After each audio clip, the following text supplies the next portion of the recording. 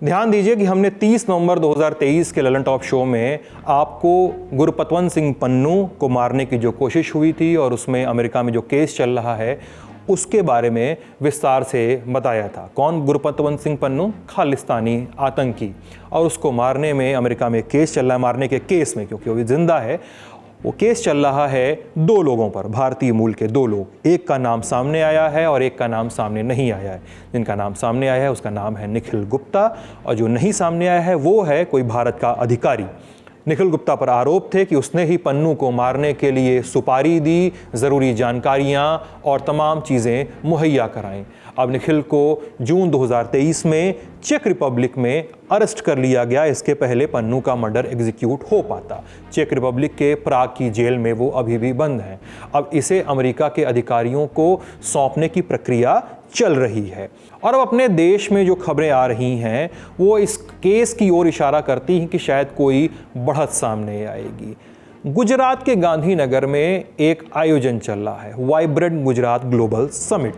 ये गांधीनगर में 10 से 12 जनवरी को तक चलेगा, और वहाँ पर कल चेक रिपब्लिक के जो प्राइम मिनिस्टर हैं और पीएम मोदी, भारत के पीएम मोदी, उनके बीच में एक मीटिंग हुई।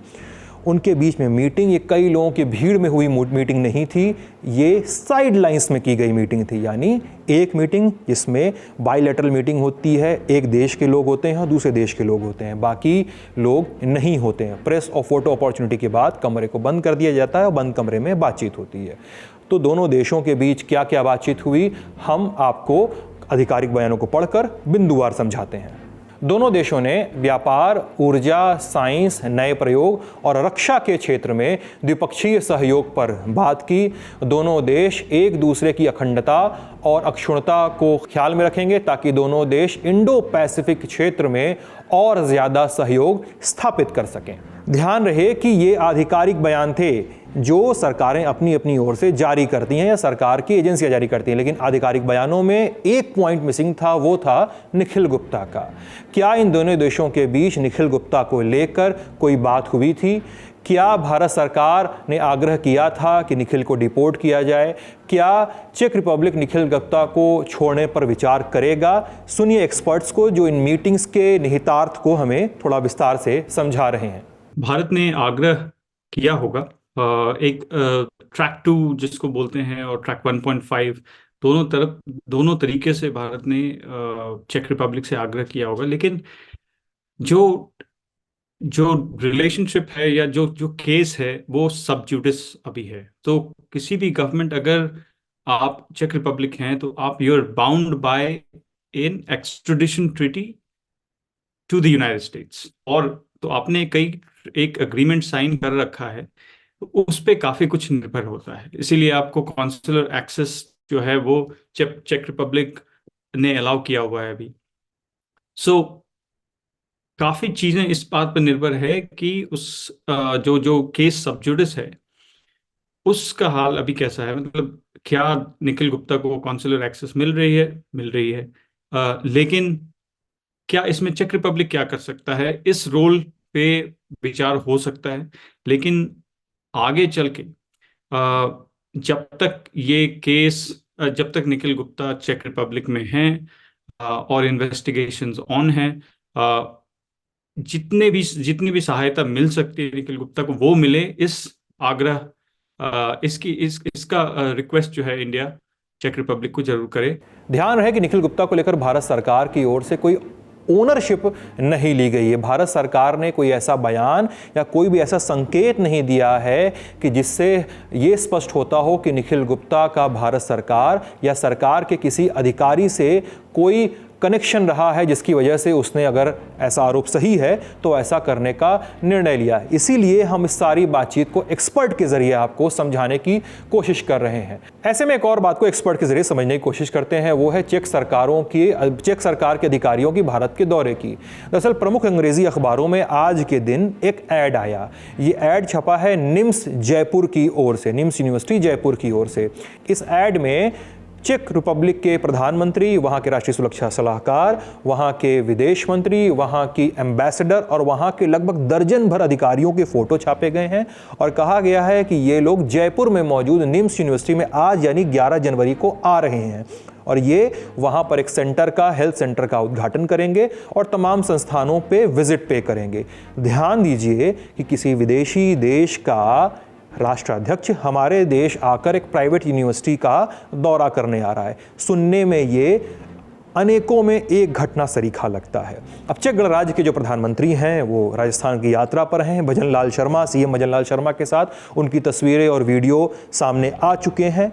तो क्या भारत सरकार चेक रिपब्लिक से थोड़ा एक संबंध सुधारने की कोशिश में कर रही है?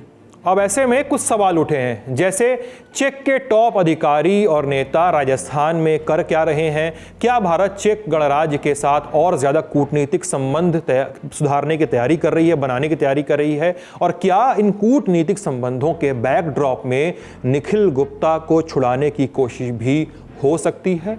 ये सवाल हमने एक्सपर्ट्स के सामने रखे, सुनिए उनके जवाब। जो बीजेपी शासित राज्य है वहाँ आने वाले समय में चेक गणराज्य कुछ इनोवेशन और कुछ नई चीज़ों को लेकर, तकनीकी को लेकर कुछ काम करेगा और वहाँ पे कुछ चेक गणराज्य की तरफ से कुछ निवेश के या कुछ इस तरह की चीज़ें हो सकती हैं।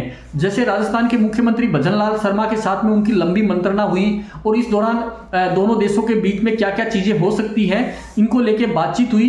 बताया जा रहा है कि बातचीत का एजेंडा जो था वो पहले से तय था, क्योंकि वो उससे पहले प्रधानमंत्री नरेंद्र मोदी से बातचीत कर चुके थे और वो गुजरात में वाइब्रेंट गुजरात के दौरान वहाँ के मुख्यमंत्री से बातचीत कर चुके थे।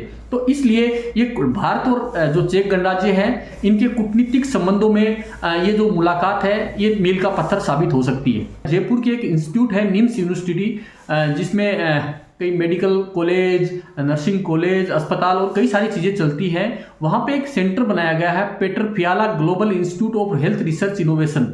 उसकी उन्होंने आधारशिला रखी और उनके साथ उनके मंत्रिमंडल के भी कई सहयोगी इस दौरान उनके साथ थे और वहाँ की राजदूत जो है एलिस्का जिगोवा वो भी उनके साथ थी। बताया जा रहा है कि दोनों देशों के बीच में कुछ कूटनीतिक चीज़ों को लेकर और कुछ शिक्षा, स्वास्थ्य और विज्ञान को लेकर कुछ इनोवेशन और कुछ विकास को लेकर कुछ बातचीत हुई और कुछ MOU साइन हुए। तो बताया जा रहा है कि दोनों देशों में जो विद्यार्थी हैं उनका आदान प्रदान कैसे हो, कैसे राजस्थान के विद्यार्थी जो निम्स में पढ़ते हैं वो वहाँ जाकर अध्ययन करें और वहाँ के विद्यार्थी यहाँ निम्स में अध्ययन के लिए आए मेडिकल साइंस और इन विषयों पे।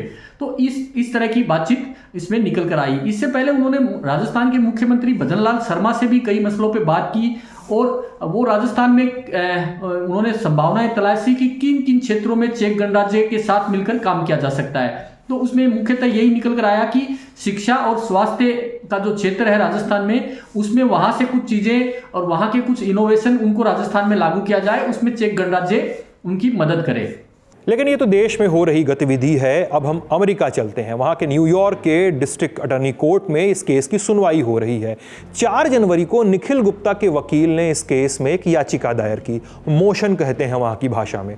निखिल गुप्ता के वकील ने मांग की कि निखिल गुप्ता प्राग की जेल में बंद हैं। अमेरिका के अधिकारी प्राग जाकर निखिल से पूछताछ कर रहे हैं, लेकिन निखिल का केस चल रहा है यूएस की सॉइल पे, यूनाइटेड स्टेट्स के ज़मीन पे चल रहा है। ऐसे में निखिल गुप्ता के केस से जुड़ी जानकारियां और सबूत हमें सौंपी जाएं। उनका तर्क यह है कि वो निखिल गुप्ता के प्राग के वकीलों को भी ये सौंप सकें ताकि केस की प्रोसीडिंग सही तरीके से हो। अब यहाँ पे 8 जनवरी को जज ने एक ऑर्डर पास किया अमेरिका के जस्टिस डिपार्टमेंट से। वो सरकार का वहाँ की लॉ एजेंसी है, वहाँ कानून मंत्रालय समझ लीजिए, और वहाँ के जस्टिस डिपार्टमेंट से कहा कि आप निखिल गुप्ता के केस से जुड़े सबूत और तमाम जानकारियाँ सौंप दें निखिल गुप्ता के वकील को। 11 जनवरी यानी आज की तारीख को यूएस डिपार्टमेंट ऑफ जस्टिस की तरफ से इसमें एक ऑब्जेक्शन फाइल किया गया। कहा कि वो ऐसा नहीं कर सकते हैं। कहा कि निखिल गुप्ता अगर अमेरिका की ज़मीन पे है और इस केस के ट्रायल में मौजूद है तो ही हम ऐसा करने के लिए सोचेंगे, वरना हम नहीं देना चाहते हैं।